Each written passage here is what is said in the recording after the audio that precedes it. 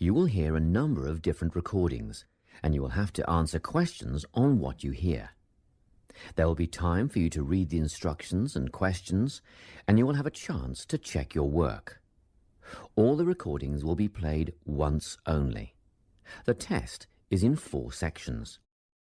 At the end of the test, you will be given 10 minutes to transfer your answers to an answer sheet. Now turn to Section 1. Section 1. You will hear a telephone conversation between a woman who is selling some furniture and a man who is making inquiries about it. First, you have some time to look at questions 1 to 5.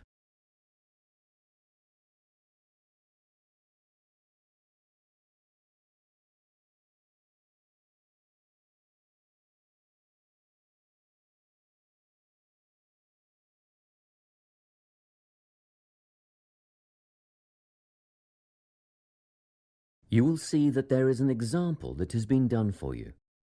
On this occasion only, the conversation relating to this will be played first. Hello, Carolyn speaking. Hello, my name is Lincoln Faraday, and I'm ringing to see if you still have the bedroom furniture that you advertised for sale. Yes, there are 3 items left. 2 bedside tables and a dressing table.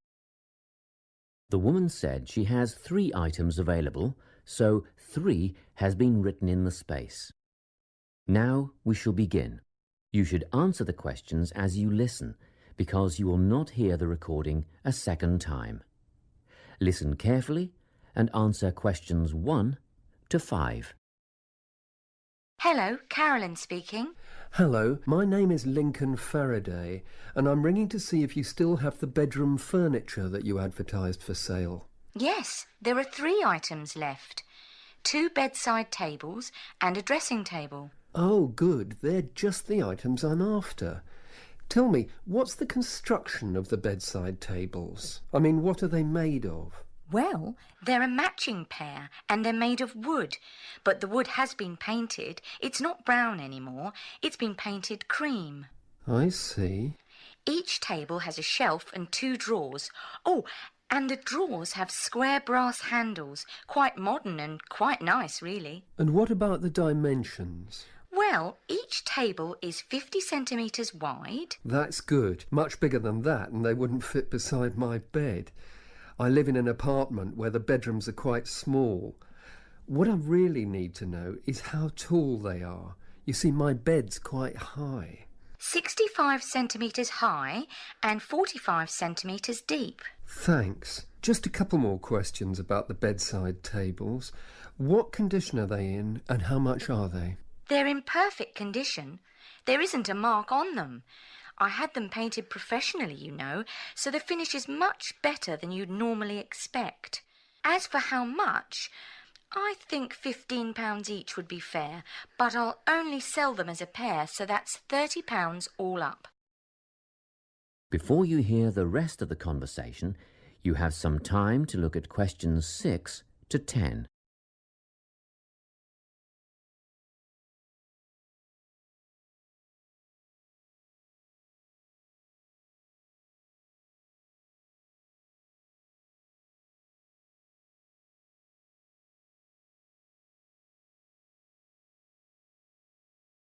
Now listen and answer questions 6 to 10. Now, can you tell me about the dressing table? Yes, it matches the other tables in colour and style. Good. How many drawers does it have? 5 altogether. The bottom 2 drawers hold more as they're deep. And the dimensions? How wide is it? That's all I need to know. It wouldn't be more than 1.5 meters, would it? Well, just under actually. It's 1.25 metres across. Does it have a mirror? 3. Sorry? It has 3 mirrors, you know, a central one and a narrower one on each side. And they're all adjustable. I see. And the overall condition of the dressing table? Well, it has a couple of scratches on the surface, but it's still in good condition, so I'm asking £50. Could I call round and have a look later today? What time were you thinking of? In about half an hour. Oh, yes, that's fine. By the way, my name is Carolyn Klein. It's on the gate at the front of the house. Klein. Is that Kline? That's right. And I live at 19 Domain Road. Did you say the main road? No, Domain. Domain Road. That's just off Ashgrove, isn't it? Yes. See you soon then. Yes, in about 30 minutes. That is the end of section 1. You now have half a minute to check your answers.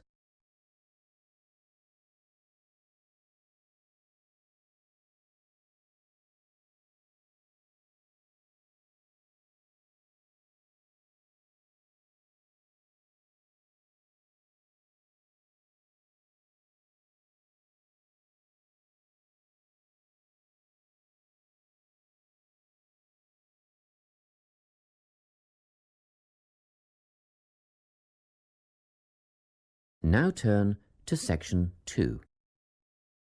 Section 2. You will hear an employee of the Sports Super Centre giving a guided tour of the facilities in the centre. First, you have some time to look at questions 11 to 17.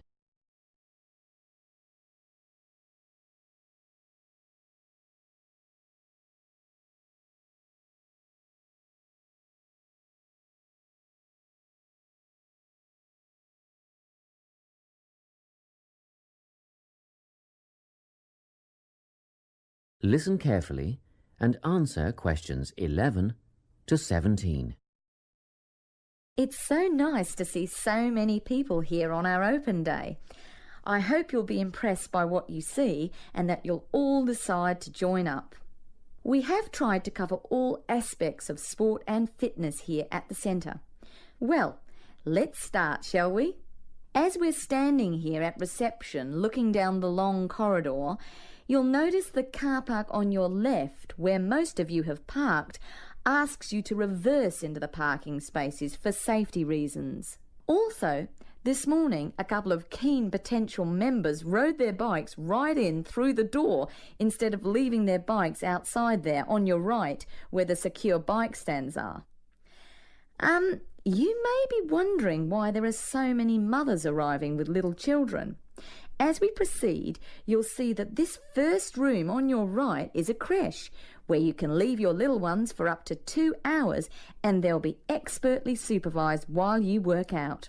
After the creche, on the same side of the corridor, is the male locker room with showers, spa and sauna. Opposite that, on your left, there's a staircase leading to the mezzanine floor. You'll not only get a great view out over the playing fields, but you'll also find a coffee shop and snack bar selling a range of wholesome food and drinks, protein shakes, fruit smoothies, that kind of thing. We won't go up the stairs at this point. I'll give you some time later when you can explore at your leisure. Most of you in the group are women, so next let me point out the women's locker room, which has the same facilities as the men's, things like showers, spa and sauna. It's separated from the men's locker room by an office which the staff mainly use for administrative purposes. As we move on the same side of the corridor as the stairs, you'll see the entrance to the main hall, where they hold yoga classes, aerobics and so on. On the wall here, there is a timetable of all group classes and it is updated regularly.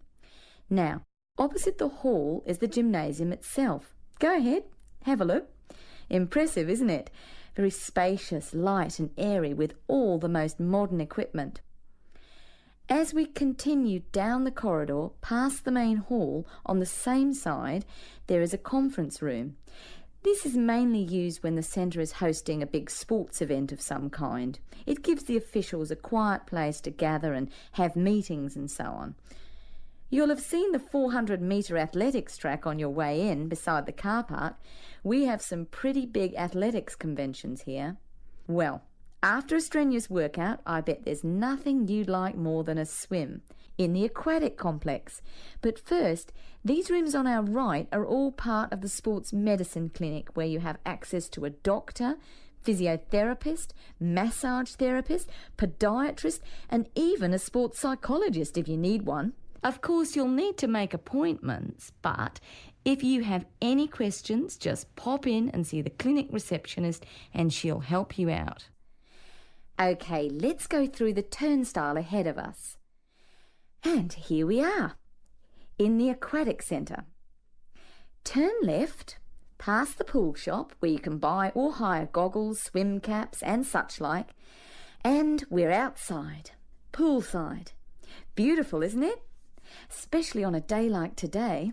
Go on, dip your toes in the water, and if that's not warm enough for you, then I'll take you to the indoor pool, which is less than half the size, but heated to 32 degrees. Let's go back past the pool shop and through the double doors to the indoor pool.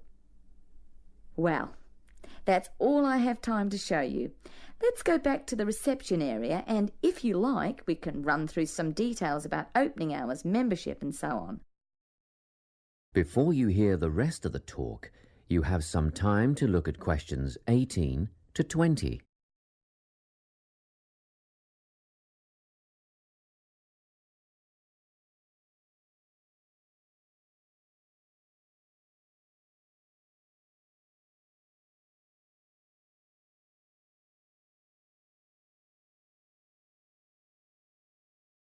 Now listen and answer questions 18 to 20. Now, in this brochure, you'll see the opening hours. The centre is open 7 days from 5 a.m. to 9 p.m. Monday to Friday, except for public holidays, which follows Sunday's timetable. On Saturdays, we open at the same time as weekdays and close a little earlier. So that's 5 a.m. to 7 p.m. on Saturdays, and on Sundays everyone gets a sleep in. You can come in between 7 a.m. and 5 p.m. Membership fees cover access to the gym, group classes and the pool. But if you want to join a swim squad to train with a coach, you should inquire at reception for prices and timetables. In the gym, personal training is available from one of our dedicated team of trainers, and reception will have more information on who is free when and what hourly rates apply. However, there is always a certificated instructor on hand in the gym at all times for advice and help. And once your membership is paid, you are entitled to a free health assessment, and you'll get a program designed to meet your own particular needs. You'll need to book a time for this with the gym instructor. Now, if you're a mum or dad, remember you can leave your children in the creche. They take babies from 6 weeks old. Bookings are essential though, and you'll have to check the website for times and pricing. Members are also entitled to tennis lessons on a Tuesday or Thursday from 9 till 10:30, but bookings are essential, so ring Natalie. Her number is here in the brochure to reserve a place. Well, I think that's it. Any questions? That is the end of section 2. You now have half a minute to check your answers.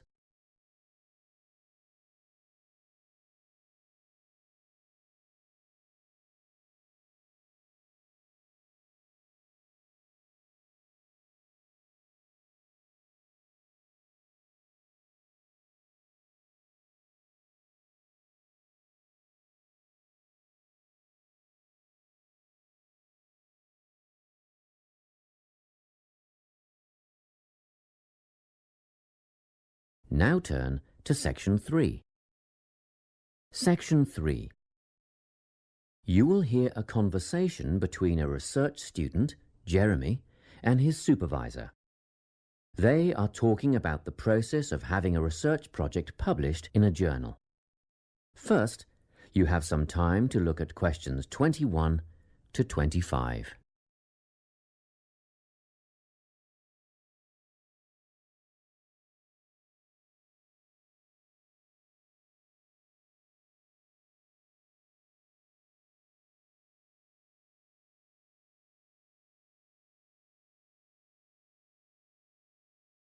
Listen carefully and answer questions 21 to 25.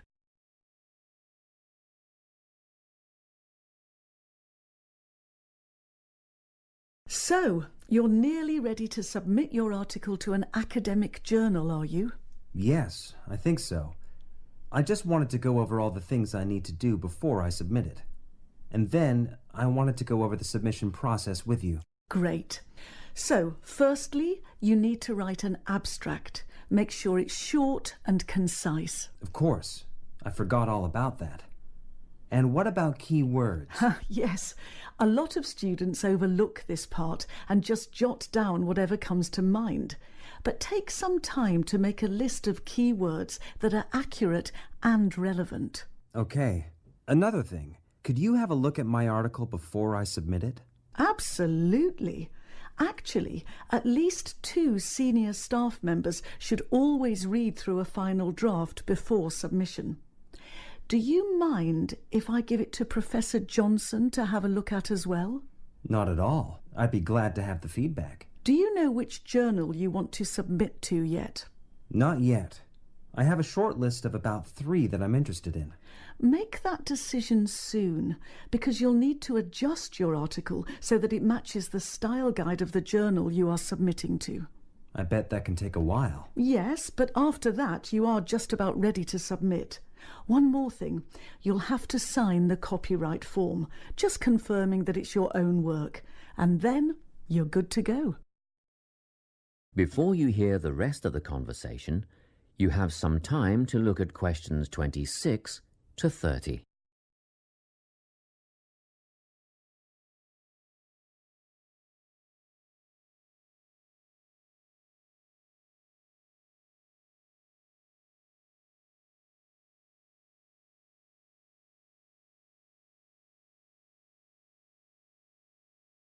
Now listen and answer questions 26 to 30. Now, the submission process. How does it work exactly? Well, the first thing is to just send it off. You've got to send in the manuscript before anything else can happen. Sure. And then should I call to check if they have received it? No need for that, no. All you have to do is just log on to your email regularly, because you will get a submission confirmation once they have processed the manuscript. And that will have comments on what they thought of it? No comments yet. That email is just to let you know they have received it. The next stage is what is known as peer review. This is when experts in the field review your manuscript and decide whether to accept it. They'll never accept me. I'm only a master's student. Don't worry about that, Jeremy. It's all done through a double-blind method. That means that whoever reads your manuscript has no idea whether you are a grad student or a Nobel Prize laureate. They'll only be judging your work, not you. Well, that's good to hear. And then what, once they've made their decision? Well, there are 4 possible outcomes. You might get an acceptance, but a first-off acceptance is very, very rare. Don't pin your hopes on it. You could also get a rejection, but these don't happen very often either. I don't think this will be a problem. What do you think I'll get? If you're very lucky, you'll get a conditional acceptance. This means that they've accepted the article and it will be published, but you need to tweak a few things first. A sentence here, a heading there, nothing major. That sounds good. But to be honest, you will probably end up with a revise and resubmit. This means they are definitely interested, but you will need to rework the paper before it's accepted. The necessary changes will be outlined by the reviewers. Okay. So I just fix the things that need changing and present it again? Yes, but include a cover letter that discusses the changes you have made. The same goes for a conditional acceptance, actually. It helps the reviewers see that you've taken their criticism seriously. That is the end of section 3. You now have half a minute to check your answers.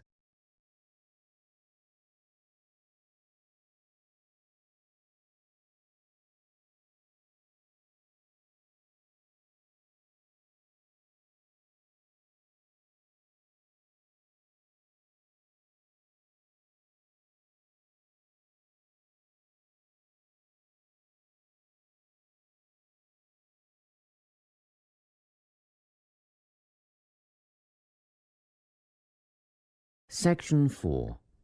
You will hear a talk on the importance of soil in organic agriculture. First, you have some time to look at questions 31 to 40.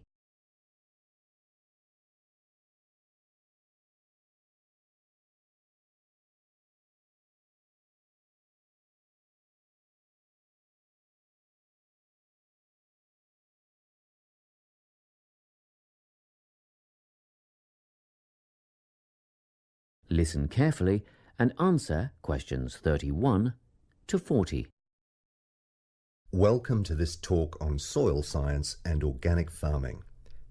Dirt, soil, earth, loam, mud or dust, it doesn't matter what you call it, is of primary importance in the production of food and other crops. Most people think of it just as a substrate or medium in which plants grow, but it's more than that. It's actually a living entity. Or it should be if it's healthy, and human health is affected by the health of the soil. Healthy, living soil is literally crawling with life. There are the obvious earthworms, which burrow in the soil and help to aerate and improve it, beetles and other hard-backed insects, and various invertebrates like centipedes. Then there are fungi and bacteria, also living forms. Healthy soil needs food, air, and water to help plants grow. And the more nutrients in plants, the more available for humans and livestock. It stands to reason, therefore, that plants grown in poor soil will have few nutrients to pass on to the consumer, whose well-being will be worse off over the long term. So, where do plants get their nourishment?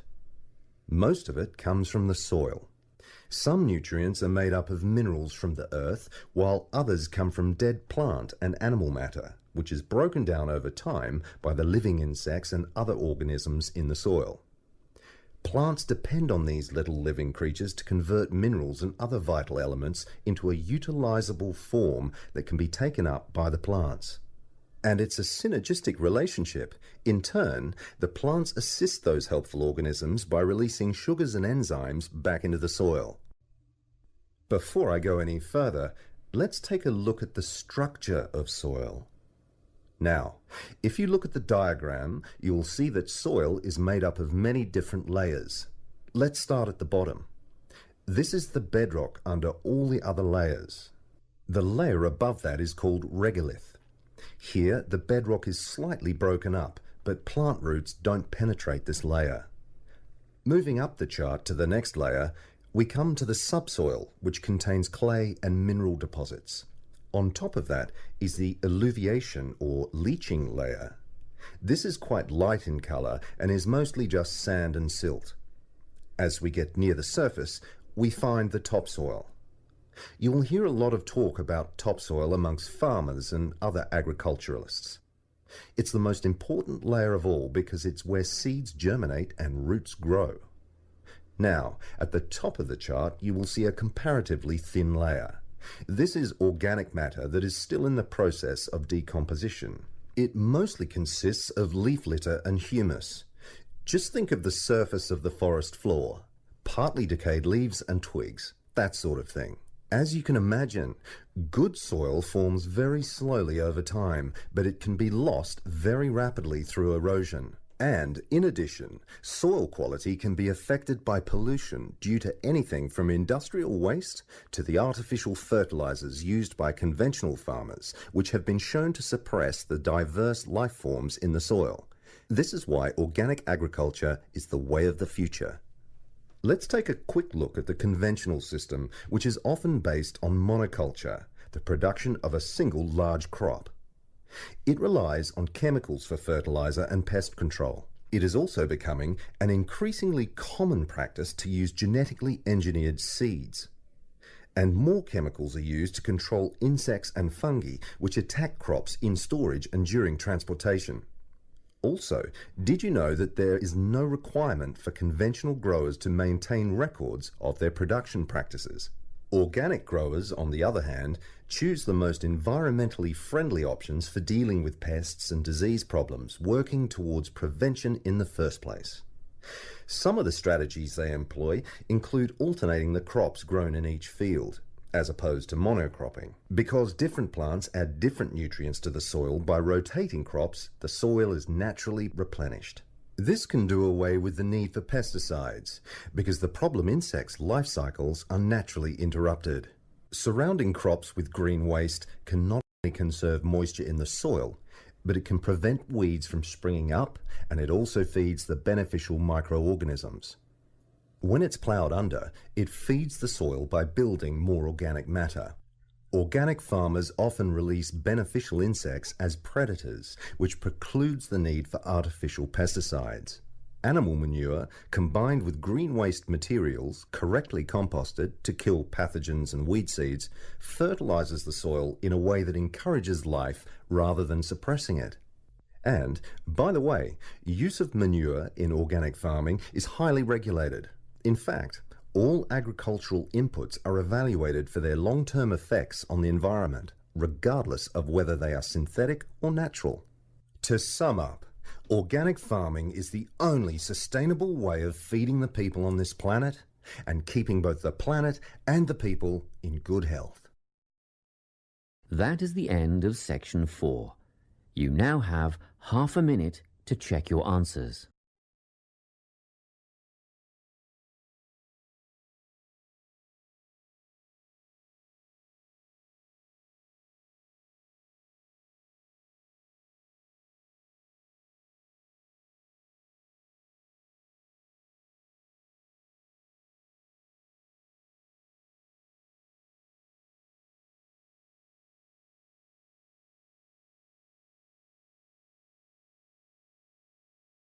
That is the end of the listening test.